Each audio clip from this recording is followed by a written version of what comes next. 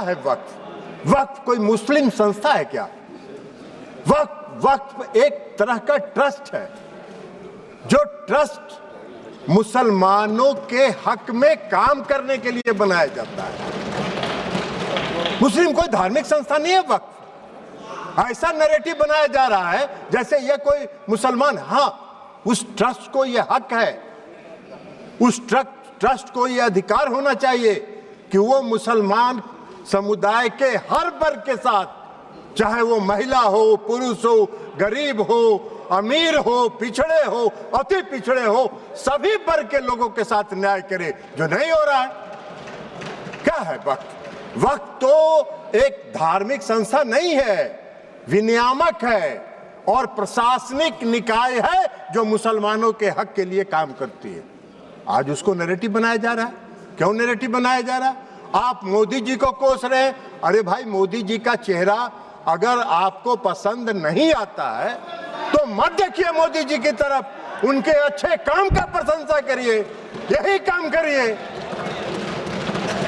लेकिन मोदी जी ने जो आज काम किया 2013 में, जो आपने पाप किया था, उस पाप को समाप्त करके आज मोदी जी ने पारदर्शिता लाने का काम उसमें किया है। आपको क्या दिक्कत हो रहा भाई? हाँ, ये अलग बात है कि आपको मोदी जी पसंद नहीं है तो नहीं है, तो मत रहे, लेकिन देश की जनता मोदी जी को पसंद करती है और इसलिए मोदी जी पारदर्शिता के साथ समाज के हर तबके के लिए काम करने का काम करते हैं। ये पाप आपका है और आपके उस पाप को आज मोदी जी ने आपके चंगुल से, उस गिरोह से निकाल के आम मुसलमानों की तरफ उसको फेंक दिया है उसके काम करने के लिए। तो ये आपको खराब लग रहा है? क्यों खराब लग रहा है भाई? ये खराब लगने की कोई चीज तो है नहीं। आप मुसलमानों के कल्याण के विरोधी हैं क्या? आप मुसलमानों के कल्याण के लिए अगर मोदी जी ने कोई काम किया तो उसकी प्रशंसा करनी चाहिए थी। लेकिन आपको आज क्या है? आज इस देश में दो तरह के लोग इस वक्फ संशोधन विधेयक के खिलाफ हैं। एक वैसे लोग जो अपने वोट के लिए धार्मिक मामलों का इस्तेमाल करते हैं, वो इसके विरोध में हैं और वो इसके विरोध में माहौल खड़ा कर रहे हैं। और दूसरे वैसे लोग हैं जिनका इस पर वक्फ पर कब्जा था, वो अपने कब्जे को चंगुल से जाते हुए देखकर आज इसके विरोध में खड़ा है। क्या है भाई? क्यों विरोध कर रहे हैं भाई? इस संशोधन के विरोध का क्या कारण है? कोई कारण नहीं है। वक्फ का जो पूरा कार्यकलाप है, वक्फ का जो पूरा वर्किंग है, उस वर्किंग में तो कहीं से इस संशोधन में हस्तक्षेप करने का कोई अधिकार नहीं है। लेकिन अगर वक्फ के कार्यकलाप में हम कोई हस्तक्षेप नहीं कर रहे हैं, लेकिन हम वक्फ का जो आमदनी है वह आमदनी सही मामलों में मुसलमानों के लिए खर्च हो, इस पर नजर रखने के लिए हम इसमें संशोधन लेके आए। आपको क्या दिक्कत नजर आ रहा है इसमें? इसलिए कि आपको लग रहा है कि नजर में तो आप चढ़ जाएंगे, नजर में तो आपके चढ़ जाएंगे, अब आपका वो चलेगा नहीं जो गिरोह आपका कब्जा में था। मुसलमानों के हक में काम होगा, बेहतर प्रबंधन होगा, धन के दुरुपयोग को रोका जा सकेगा और सिर्फ उसके कार्यकलाप पर निगरानी रखने का तंत्र विकसित किया जा रहा है। इसमें आपको कोई विरोध का आधार नहीं है। और ये नैरेटिव अगर आप बना रहे हैं पूरे देश में, तो अपने लाभ के लिए, अपने राजनीतिक लाभ के लिए, अपने वोट के लिए आप इसका इस्तेमाल कर रहे हैं।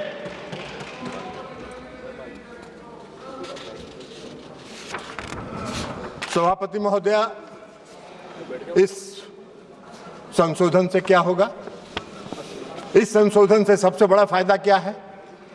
आज मुसलमान समुदाय के अंदर, ये नैरेटिव तो आप बना नहीं रहे हैं, मुसलमान समुदाय के अंदर पसमानदा समाज के भी लोग हैं।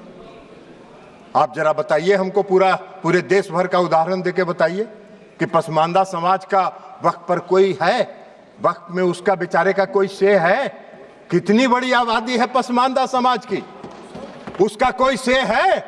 आप पूरे देश में, आपके नेता, कांग्रेस पार्टी के नेता पूरे देश में चिल्ला चिल्ला के कह रहे हैं जातीय गणना कराइए, जनगणना कराइए। तो कराइए, तो मुसलमान के पसमानदा के आप खिलाफ कहां हैं? अगर उनको हक दिया जा रहा है और उनको अधिकार दिया जा रहा है। आपको बता देते हैं, आपको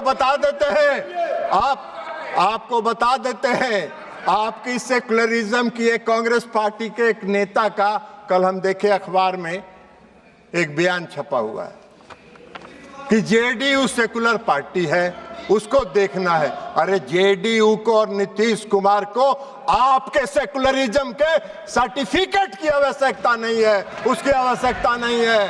आपको हम एक बात बता देते हैं, सेकुलरिज्म की आपकी परिभाषा है समाज को वोट के लिए बांटो, भावना की राजनीति करो और वोट लेके देश पर राज करो और राज करो। यह आपका सेकुलरिज्म का परिभाषा है। नीतीश कुमार जी का और जेडीयू के सेकुलरिज्म की परिभाषा है कि बिना कोई विवाद किए हुए काम करो, समाज के हर वर्ग के लिए काम करो। आपने तो इस देश में बहुत दिन शासन किया। आपको एक मिनट सुनिए जयप्रकाश जी, आपको बता देते हैं, बिहार में नीतीश कुमार जी 20 साल से बिहार के मुख्यमंत्री हैं। आजादी के बाद से आपने कब तक शासन किया? कांग्रेस पार्टी ने बिहार में कब तक शासन किया? आजादी के बाद से नीतीश कुमार जी ने 20 वर्षों में मुसलमानों के हक में जो काम किया, आजादी के बाद से आज तक नहीं हुआ। क्या हुआ? मुसलमानों के लिए नीतीश कुमार जी ने तालमी मरकज बनाया, हुनर योजना चलाई। भागलपुर दंगा हुआ था, किसके राज में हुआ था? वेणुगोपाल जी, आपके राज में हुआ था। क्या न्याय किया था आपने मुसलमानों के लिए? नीतीश कुमार जी ने एनडीए के राज में भागलपुर के दंगा पीड़ितों को न्याय देने का काम किया। यह काम नीतीश कुमार जी ने किया। आपका सेकुलरिज्म की क्या परिभाषा है? नीतीश कुमार जी ने पूरे बिहार के कब्रिस्तान की घेराबंदी करा दी। आप तो आजादी के बाद से इतना दिन शासन किए, कौन सा काम आपने किया बिहार में और मुसलमानों के हक में, ये बता दीजिए। लेकिन नीतीश कुमार जी वोट के लिए राजनीति नहीं करते हैं और नीतीश कुमार जी ने मुसलमानों के हक में बिहार में जितना काम किया, भारतीय जनता पार्टी उसकी भागीदार रही। भारतीय जनता पार्टी के समर्थन से यह काम हुआ। आप कहां खड़े हैं जयप्रकाश जी? ऐसे ही चिल्पो करते रहिए, कुछ होना जानी नहीं है।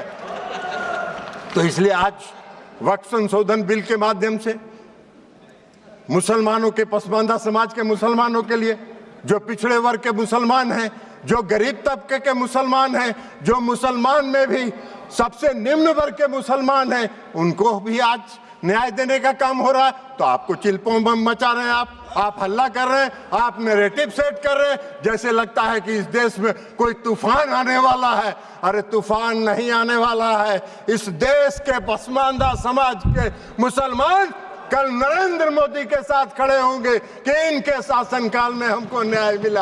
आप कहां नजर आइएगा? नैरेटिव सेट करते रहिए। और उसके बाद आप बताइए, महिला सशक्तिकरण की बात करते हैं, बड़ा चिल्लाते हैं महिला सशक्तिकरण के लिए कि महिलाओं को सशक्त करना है, कांग्रेस पार्टी महिलाओं को सशक्त करती है।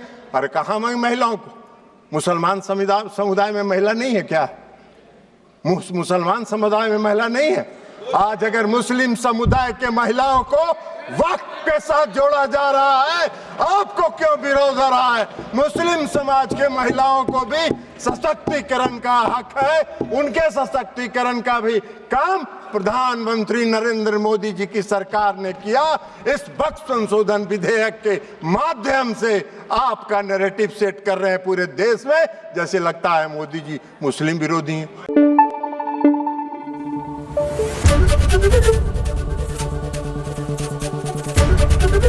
एबीपी न्यूज आपको रखे आगे।